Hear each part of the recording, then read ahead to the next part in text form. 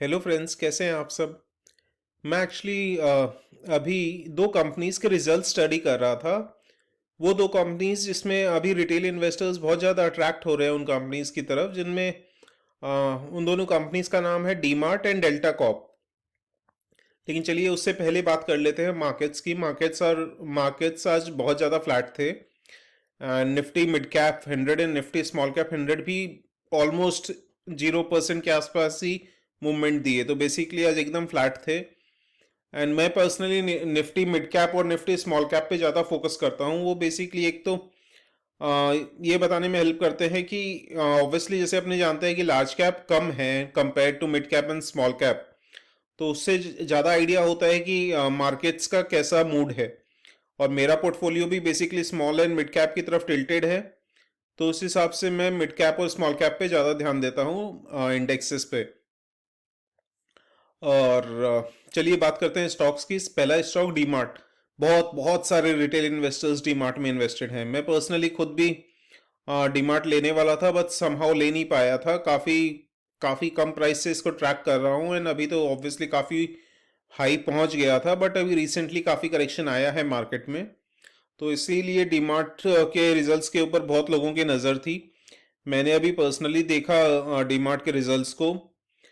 Results बहुत अच्छे हैं, इसमें कोई डाउट्स नहीं है, बट समहाउ शायद मार्केट्स को बहुत ज़्यादा एक्सपेक्टेशन थी रिजल्ट से, तभी डीमार्ट का प्राइस भी इतना हाई है। जो डीमार्ट का मार्केट कैप है वो अराउंड 3 लाख करोड़ का है। तो उस मार्केट कैप को जस्टिफाई करने के रिजल्ट्स बहुत ज़्यादा अच्छे होने चाहिए थे। जितना प्रॉफिट्स एंड जितनी सेल्स ग्रो हुई हैं उससे भी ज़्यादा एक्सपेक्टेड थी मार्केट को। इसलिए शायद डीमार्ट अभी भी नेगेटिव में है। एंड पर्सनली मुझे मेरी रडार पे काफ़ी टाइम से था, बट मैं ले नहीं पाया था। एंड अभी रिजल्ट्स देखने के बाद मैं बहुत ज़्यादा एक्साइटेड भी नहीं हूँ डीमार्ट लेने के लिए। मैं मे बी नेक्स्ट क्वार्टर के रिजल्ट्स देखने के बाद डिसाइड करूंगा कि डीमार्ट लेना है या नहीं। अभी मुझे डीमार्ट काफ़ी ओवर वैल्यूड लग रहा है। ऑब्वियसली लॉन्ग टर्म के लिए कंपनी बहुत अच्छी है। जो लोग होल्ड कर रहे हैं मे बी इसको होल्ड करके रख सकते हैं, बट फ्रेश एंट्री के लिए मुझे लगता है कि डीमार्ट अभी ओवर वैल्यूड है, क्योंकि नेट प्रॉफिट अगर मैं कंसिडर करता हूँ लास्ट क्वार्टर का तो 550 करोड़ का है। उसको अगर एक्स्ट्रापोलेट करता हूँ नेक्स्ट ईयर के लिए तो फिर 550 इंटू 4 2200 करोड़ हो जाते हैं। ग्रोथ कंसिडर करके 2200 करोड़ से अगर 3000 करोड़ भी करते हैं तो भी उस हिसाब से मार्केट कैप 3 लाख करोड़ का है। And net profit next year का अगर 3000 करोड़ कंसिडर करते हैं उस हिसाब से भी price earnings ratio, forward price earnings ratio 100 की होती है। तो स्टिल मुझे ओवर वैल्यूड लगता है। इसलिए लेट्स सी नेक्स्ट क्वार्टर में कैसा रिजल्ट्स आते हैं डीमार्ट के, उसके हिसाब से मैं डिसाइड करूंगा कि डीमार्ट लेना है या नहीं। और नेक्स्ट जो स्टॉक है वो है डेल्टा कॉप। मैं पर्सनली स्टॉक को मैंने लिया था, बट बेसिकली मैंने ट्रेडिंग पर्पस के लिए लिया था। जब कोविड की सिचुएशन काफ़ी काफ़ी हद तक कंट्रोल में आ गई थी, मार्केट्स खुल रहे थे, तो मैंने सोचा कि कुछ ऐसे स्टॉक्स को कंसिडर करते हैं जो क्विक प्रॉफिट्स बना के दे सकें। तब मैंने डेल्टा कॉप लिया था 227 के लेवल पे।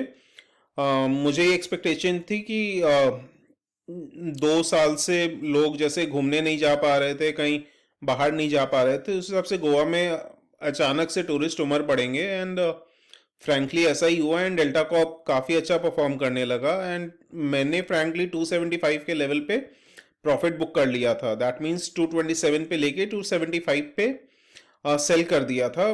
मेरा रीज़न यही था कि तब तक ओमिक्रॉन की न्यूज़ आने लगी थी।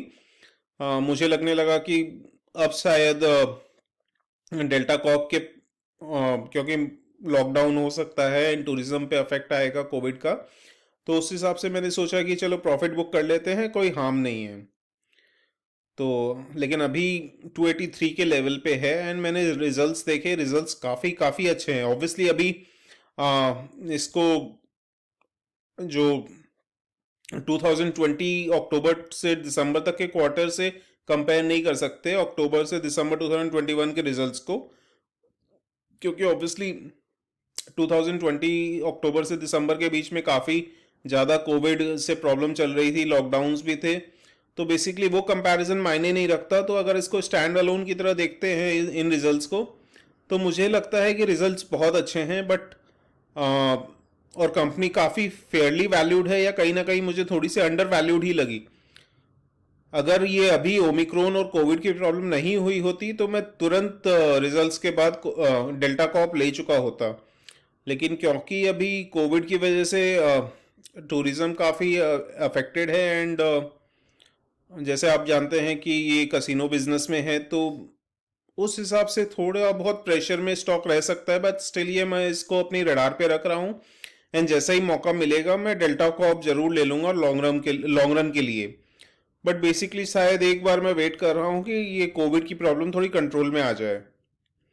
और डेल्टा कॉप बेसिकली कसिनो में एक तरह की मोनोपली है इंडिया में डेल्टा कॉप की, कि ये गोवा में हम लोग जब मैं अपने कजन्स के साथ गया था गोवा, तो हम लोग सारे कजन्स बहुत ज़्यादा एक्साइटेड थे कसिनो जाने के लिए। एंड काफ़ी कसिनोज जो गोवा में हैं वो डेल्टा कॉप के अंडर आते हैं, जो भी अच्छे अच्छे कसिनोज हैं।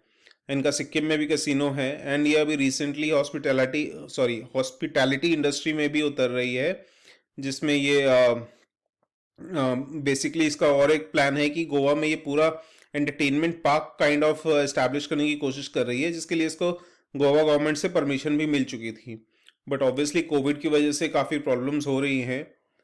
तो अभी लेट्स सी, इसको रडार पे रखते हैं, मार्केट्स देखते हैं कि कैसा परफॉर्म करता है एंड डेल्टा कॉप के ऊपर क्या असर होता है। बट ये एक ऐसा स्टॉक है जो अपनी रडार में रहना चाहिए, क्योंकि फ्रैंकली मुझे इस कंपनी का फ्यूचर बहुत अच्छा लगता है।